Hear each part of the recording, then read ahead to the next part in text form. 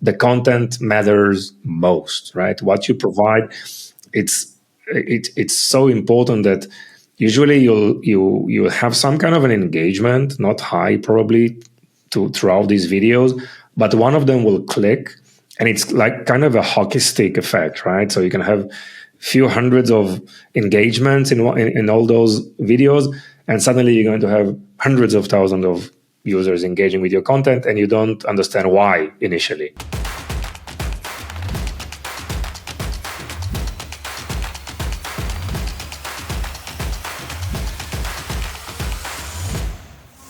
Welcome to another episode of Whisking It All. We're joined today by Eitan Koter, the co-CEO at Vimmi and podcast host of Mastering E-commerce Marketing. Thanks for joining us, Eitan. Hey, Angelo, it's a pleasure to be here. Looking forward to this episode. Absolutely. It's cool that we're meeting for the first time like this. That way it's just nice, authentic, natural conversation, which I always love. First of all, I like to always understand how entrepreneurs got to where they got. So I'd love to hear your journey of founding Vimmi. Yeah, so Vimmi is in the video space. I mean, I started like more than 2 decades ago in the video space, and my first CEO told me that that's an industry that when you get in, that there's no way to get out. I mean, you're going to stay here, think about it, take another day. I didn't understand exactly what he meant, but 2 decades later, I fully understand. Well, it's evolving so fast, right? When I started, it used to be called broadcast TV, right? So we helped companies transitioning from analog video to digital video. And today, obviously, video is all over the place and it's all digital, and we use streaming services, and any device can show such a high quality video like everywhere. And it's involved a lot of breakthrough in terms of technology and great innovations. And I actually experienced this journey throughout all these years. And first company that I've been part of, and also was the president of this company, Scopus Video Network. We were in the video compression space. It was a high growth. We raised a lot of funds from VCs, and also we took this company public.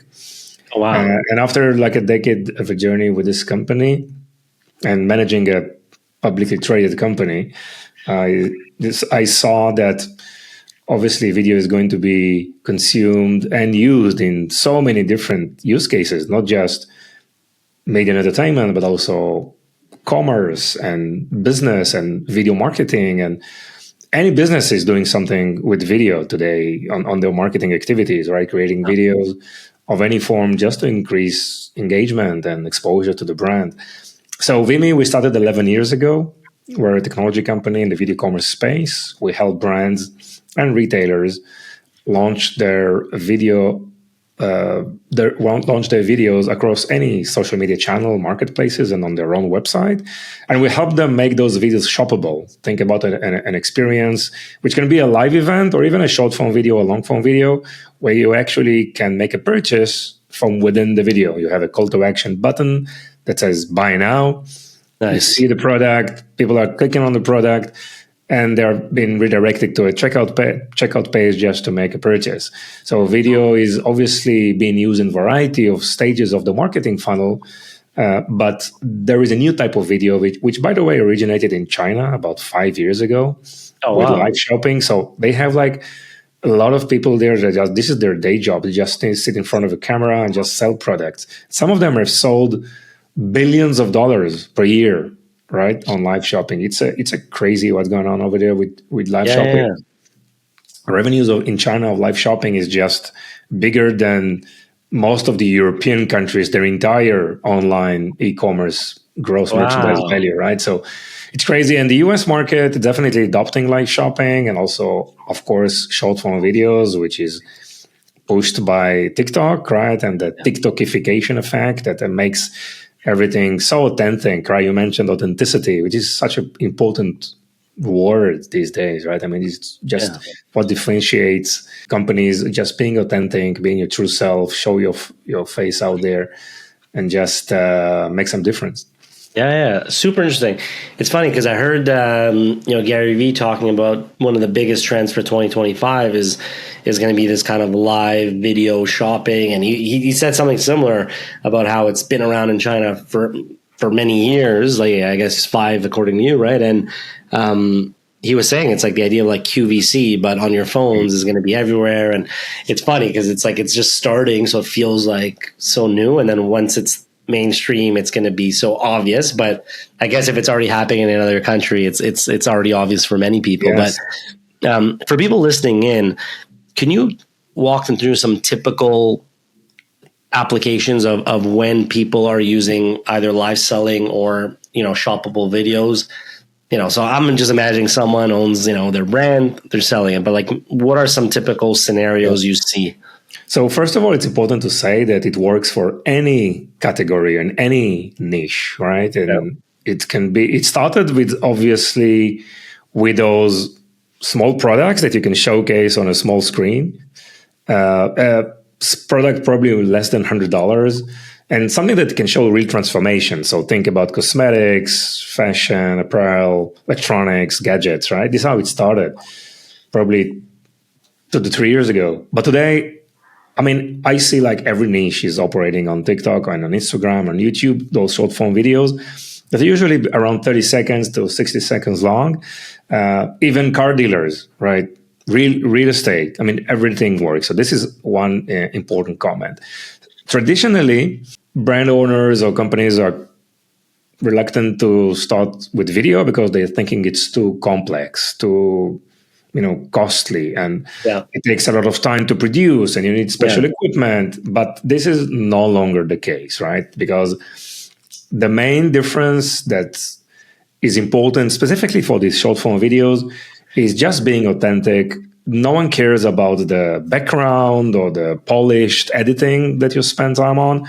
People care about the value that you provide, and just be your true self, be authentic and be consistent. Just show up there, just be genuine, and authenticity is like non-negotiable. It's key.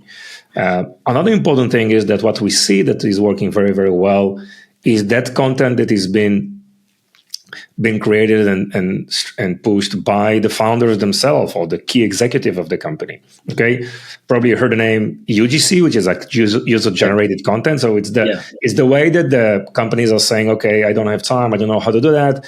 Let's work with a professional content creator to create content for us. So that's kind of a user generated content. Obviously, content can be created by influencers that they can post on their own social media channels and just provide coupon code or directing back to the store. Correct. But that founder-led content or EGC, employee-generated content, is what's making the difference these days, right? Interesting. And it's very, the process is not that complicated. Just create a list of, company, just your potential ICP or your potential personas, pain points. What they're thinking about, what they're searching, what they're looking for, and start to create content around that. I always recommend to follow this 80-20 rule. Just don't push your products in most of the time. Just provide value, build your tribe, build your community, build your relationship first before you sell, right? So if we talk about the marketing funnel in a very simple way, so during the awareness stage, no one knows you as a new company, right? Just provide educational content, marketing information, like key trends, statistics, and just show yourself out there. Let people know you better, see your style, feel you a little bit, because video is a psychological process. There is an emotional process involved, and people there is a rapport building and relationship building. And once they feel connected and they feel they know you, they're like all their like barriers are really moving aside, and they're more open to accept. And when people are just probably considering your type of solution or product or service, don't be afraid to talk about your competition. Provide comparison information, because you're saving a lot of time, because anyhow they know who you're competing with. They will go to their website or find their content. So don't be afraid to push competition information, obviously highlighting your unique selling points, right? Yes. Provide like how-to case studies. And when users are in the decision mode, when they feel they want to make a purchase, yes, provide like testimonials, your prices, unique selling points, and like customer reviews, just to make this transition. And during this stage, we can turn those video from a regular video to shoppable video. And in this process, what we do in the Vimmi platform is videos are uploaded to our platform and are synced with product pages from your existing Shopify or existing e-commerce platform or your existing Amazon or Walmart shop. We sync product pages with videos, and we deploy them on all the channels like social media, on your YouTube, Facebook, Instagram, TikTok, Pinterest, and all marketplaces. And we enable users to shop from within those videos, all from a single dashboard. Okay, so that's just streamlines everything. The trend that drives everything is social commerce, because we know how expensive it is and difficult to acquire a new customer to your own website. Right. Prices of advertising are increasing. It's very, very competitive out there. So why not deploying videos and give users the opportunity to purchase where they're spending most of their time? I mean, we spend like 3-4 hours a day on social media. So why not try to sell products over there? And the last type of video is that live shopping, right? So live shopping is the ability to just go live on multiple channels, including your own website.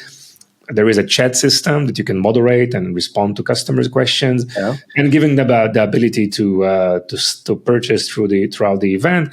And obviously, there's a process to market and to manage this event, pre-event, during the event, and post-event. That's really cool. Yeah, it's funny because it's such a interesting world, but you're right. Like, people spend 3-4 hours a day there. I love what you said about ECG, because everyone knows about user generated content, but I think that's a great nugget. Like, thinking about employee generated content. Yes. So one thing comes to mind is, people listening, including myself, right? I'm saying, I've been doing decent at founder led content and trying to post, and like you said, comparison stuff has been cool, and shorts and informational. But how do you think about maybe creating a structure for people listening that are like, okay, I like this idea of employee generated content. How would you think through maybe like getting the team to buy in and kind of structure around that? Because it might seem like a lot to chew, but I have a feeling you probably can see it more clearly. So maybe maybe you have a thought process on how to tackle so that. If you are an organization, right, and so incentivize your employees to create content. I think it's should be in a job description of definitely all the executives, right? I mean, even when you're founding a new company, right, you need to know the business, you need to know the industry, you need to know the product, finance, cash flow, but you need also to know to differentiate and create content, right? That's, I think, an important item in any job description. And just provide incentive for users to do that. If you're a retailer with brick and mortar store, for example, even a restaurant, right? You earn, anyhow, you sell when you meet people. It's all kind of a sales events, right? And opportunities. So why not do that online? Okay. And there's a process to do that. It's not that complicated.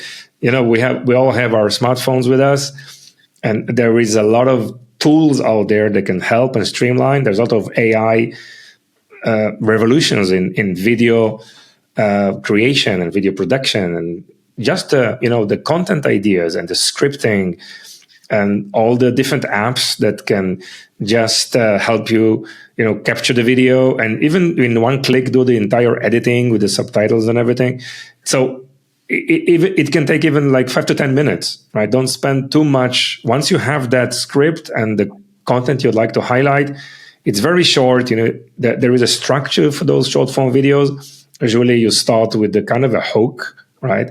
And that hook can be, for example, if you talk about specific pain, it can be, so you just present it as a question, right? So if people are struggling to compare between two different companies, so are you struggling to compare between those two different? Let me help you out. And the second part of it is just create a connection through a personal story. Once you inserted the hook and people are stop scrolling, right? Create some kind of a emotional connection, but sharing a success story or even a failure. That's the second part of it. And then probably you need to show something, show data, show market research, show And if you're on the last stage, show your product, right? That's definitely something you need to showcase, and just wrap it up with some kind of a call to action, with some kind of an incentive, just to trigger user to follow up. And everything can be done in 30 seconds, right? Once you maintain the structure, and obviously you can work with ChatGPT or everything just to make sure, hey, this is the structure, this is the topic of the content, please provide the outline, the script, and you just open your phone and just start rolling. I mean, then don't spend too much time on this polish editing. No one really cares, right? Yes. People are like totally focused on authenticity, and if it's just overproduced with all different emojis flying, I mean, really, people are fed up with this. It's too much, right? So just provide real values. And for my personal experience, also the content matters most, right? What you provide. It's so important that usually you'll have some kind of an engagement, not high probably throughout these videos, but one of them will click, and it's like kind of a hockey stick effect, right? So you can have few hundreds of engagements in all those videos, and suddenly you're going to have hundreds of thousands of users engaging with your content, and you don't understand why initially. Okay. And then you have to figure out what happened. It's usually the value of the content that you provide. Okay. And then you continue. It's still a plateau, and then another hockey stick and another hockey stick. So it's not a linear growth. It's just, grinding, having this tenacity just to continue. Being consistent is so important. And we usually recommend 2 to 3 months of just put a commitment. And the way to do that is just probably close like 2 to 3 hours every week, creating the content of that week, right? So you can have like 3 to 5 items, schedule them on a variety of tools, post on all over. And it's important also to post where your ICP, where your customers are really spending time. And if you're targeting Gen Zs, right? So definitely TikTok, right? But if you're targeting like millennials, Gen X, then you're moving upwards towards Instagram and Facebook. YouTube is like all over the place. Everyone are on YouTube, and it's amazing. Short form videos is growing, but also long form videos is growing. Those 1 hour fully edited and polished videos on YouTube, that video consumption is increasing. By the way, according to Cisco, 82% of the worldwide internet traffic is video in a variety of forms. So videos and 90% of companies are already spending on video in their marketing, right? And that's new type of video, which is shoppable video. It's all related to video commerce and the potential with social commerce, and the fuel that drives social commerce is video, right? It's something that you need to be committed for at least 2 to 3 months, and it's probably the best and most effective marketing activities that you can do, compared to any marketing channel that is currently available out there. Said. I mean, the cool thing about video that I loved, it took me a while to realize this, but it's just the leverage, right? You put a video on YouTube, I have one as an example, like how to calculate your food costs, because we work with restaurants, helping them with that. And it's like, forget about it. And then you look back a year later and it's like, oh, it's got 10,000 views. And you look back and it's like, it's growing on its. Those are the best feelings. Like super high leverage, and I love that. And one piece of advice I got that helped me, so maybe just to share with our listeners here that maybe are nervous about content or video. I like what you said about the 3 months. One thing I would add that at least worked for me, so I want to share it, is for the first 3 months, don't even, and it's going to sound contradictory, but don't even measure any KPIs. What I mean by that is, of course, you can look, but don't even, whether you get 1 view, 1,000 views, just don't even measure it. Measure your output. Say, hey, in 3 months, I want to release 3 videos a week. So I want to release, I don't know, whatever, as 60 videos or whatever the math is. If you make that your goal, it becomes so much easier because you will naturally just improve with the reps. Like your videos will get better, your hook will get better, your script will get, and then after those 3 months, then you can start nerding out a bit more and say, okay, which videos are doing better?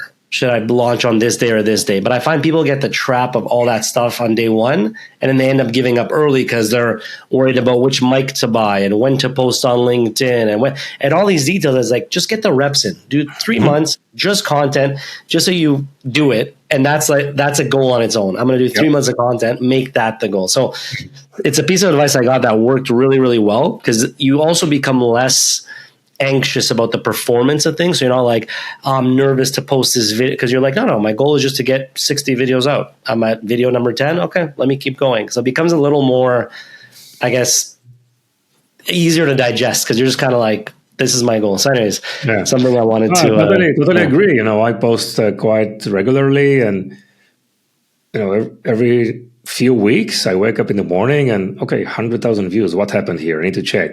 And it will happen to everyone who is just committed. And it doesn't matter if you had prior experience, if you ever experience some kind of someone just capturing your videos or anything. No one cares. Anyone can do that. It doesn't matter how you look. It doesn't matter your background.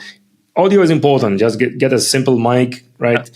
That's all, and just start creating content. That's amazing. The value is totally. The ROI is over the roof. And we talk about organic video. It's not paid advertising or anything of that sort.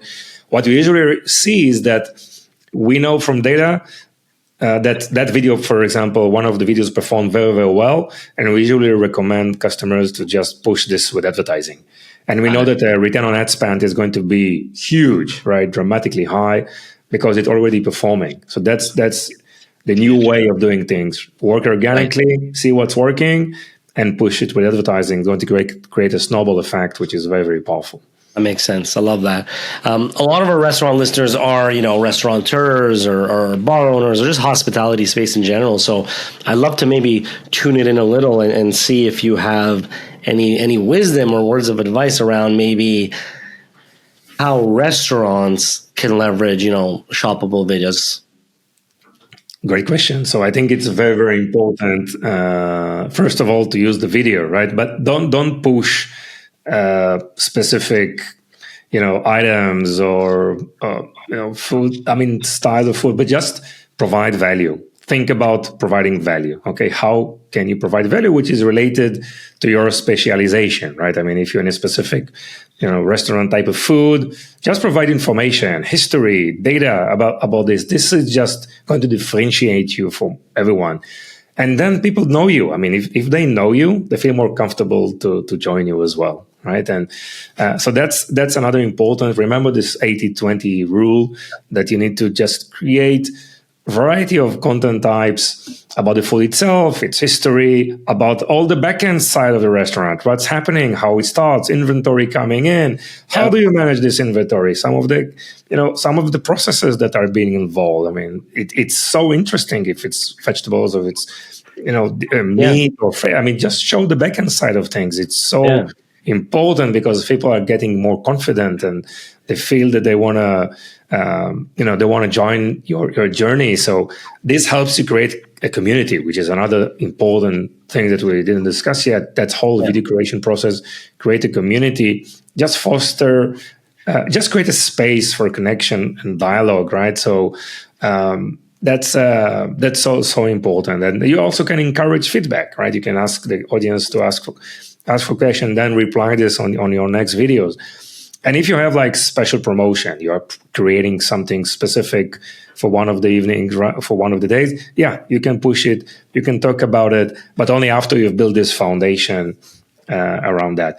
Live shopping, use live shopping from the restaurant itself. It will be probably a daily show at a fixed time, maybe 8 p.m., that you just do a tour, right, all over the restaurant, right, with the guests, behind the scenes, right, in the kitchen and all the other facilities. Just show people what's going on. I think it's going to be an amazing experience. Many of the restaurant owners are not doing it. I highly encourage this, and it's really, really powerful. I started this journey, by the way, for example, in the automotive industry. People ask me, how do you do that? So we figured it out. You'll be amazed to see these 5 figures deals are closed online, right, through live shopping or shoppable videos. It's really amazing. Wow. So a daily show or a weekly show, it can be even 15 minutes. You go live, right? And then you can provide probably a coupon code, or just provide a 1+1 of something, or a glass of wine, just people to join, right? And this creates a really meaningful effect. And if you're consistent, people will wait for that event, right? And they will want to see what's happening. There is a creation of a kind of a FOMO, which is so powerful through this live events. There's always something new that you can suggest and offer that makes a difference. And there is no way for this to fail. It's so powerful if it's done right. That's really cool. I've seen, more and more restaurants, like, trying to diversify and get into like merch. So in the restaurants, if they're a coffee shop, they might sell some mugs, maybe some crew necks, things like that. So I can imagine them selling that stuff on the type of live shopping. But what else can you see? Do you see like the restaurants, or would you imagine? Because again, it's new to me, so I feel like I'm going to look back and be like, wow, such a noob. But do you see them being able to sell actual like dishes and things like that on lives? Because obviously I imagine the retail side. I'm just trying to imagine more the hospitality side. Like, walk me through how maybe you could envision that type of thing happening. Yes, I mean, obviously the merchandising part is very important, but specific dishes and everything. If you want to share, I mean, you don't have to share everything. You can share just one item, which is probably something that you want to just zoom in much more, just to give the listeners or the viewers more details about how things are happening. And again, it doesn't have to be this highly polished type of event, right? With all the lighting and just a setup that takes hours. No, just, like it's something that is very natural for your day-to-day life, right? You push dishes out, right, through the shift, right? So take one of them and just talk about it, show the journey, talk about the customer, right? If he enjoyed it or not. And just, it's like, it can be a live event, it can be a non-live event, but you start with a dish, see how people are eating, and then you ask them what's going on, and you can get the feedback. So it's like your guests are like becoming your marketeers, all right? And you can incentivize them with some glass of wine or some coupon code for the next meal or something of that sort. It just creates so much wealth of options that you can use that really differentiate. Differentiation is so much better than being better, right? So everyone just be different, right? And start using these video marketing tools is very, very powerful. And by the way, all the networks, like the social media networks, their algorithms are just providing really high priority to videos, right? Because they just keep users more time on their platform. Right. So if you create a post, like it be a text or a picture, it's also great. But if you create a video, it just push you through the roof, definitely on YouTube, right? And like YouTube Shorts, right? Or, Instagram, or definitely TikTok. So it's so powerful, right? Yeah, so and even I think recently, Instagram Reels, I think increased the limit to like 3 minutes or something. So exactly. So that stuff's getting interesting. So for people listening in, first of all, I'm excited. I'm going to check out Vimmi in more detail after this. I might bug you for a promo code. But in all seriousness, I might actually share it with your listeners, and obviously we can add the coupon code in the show notes. Amazing. No, because it looks super interesting. Even not only for our listeners, even at Whisk, I'm going to look into it, see if we can jump on the bandwagon. It sounds super interesting. So for people listening, as we're coming up on time, I'd love to share number one. How do they find you? Give a chance for you to plug. So if you want to plug the website, how to find you, how to reach out, how to see a demo, all that good stuff. Right. Yeah, go for it. Yeah, so the website is vimmi.net. It's vimmi.net. Check out our content over there just to get more knowledge and exposure to the topic. And we also have like free for life package. You can just sign up for an account. And for me, anyone who wants to reach out, I'm quite active on LinkedIn. It's my first name, Eitan, Eitan, and Koter is our surname, Koter.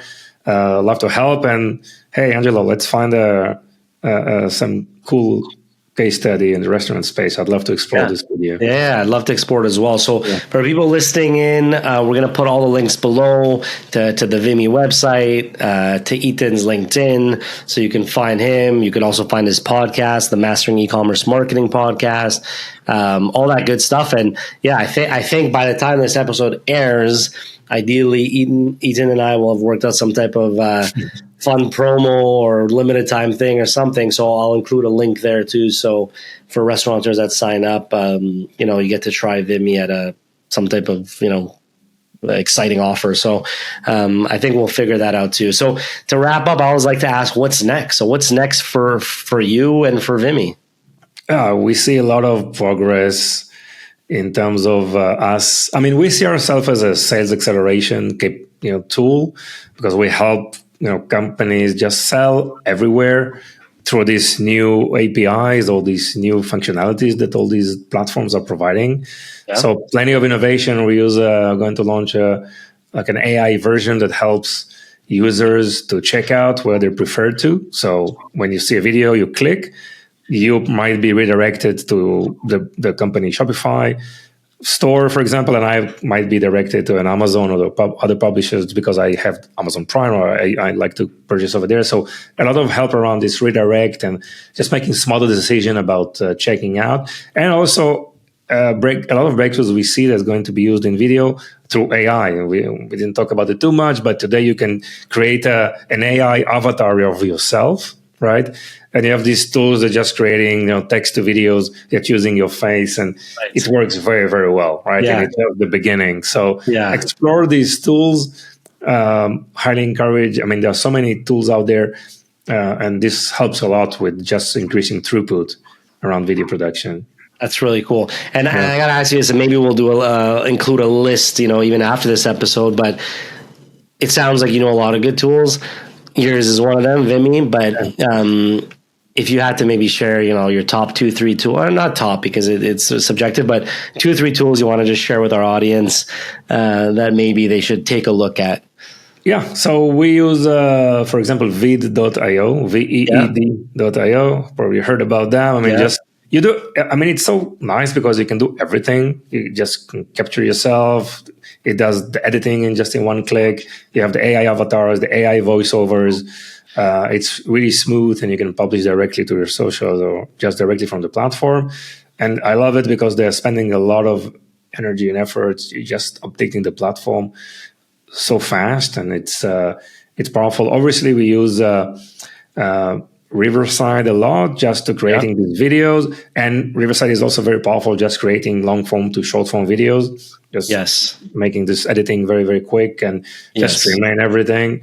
So the post-production work on podcast is become, very, very minimal, very, very minimal, and it's so impressive, how they're improving the platform. And any live streaming, I mean, definitely Vimmi, but there are so many tools out there that can help you on the production side of things. Obviously ChatGPT just for the content ideas and scripting, and come up with the best recommendation. I mean, these are the go-to tools. It's awesome. We'll definitely link those. No, it's always really, really useful to share. So I appreciate that. And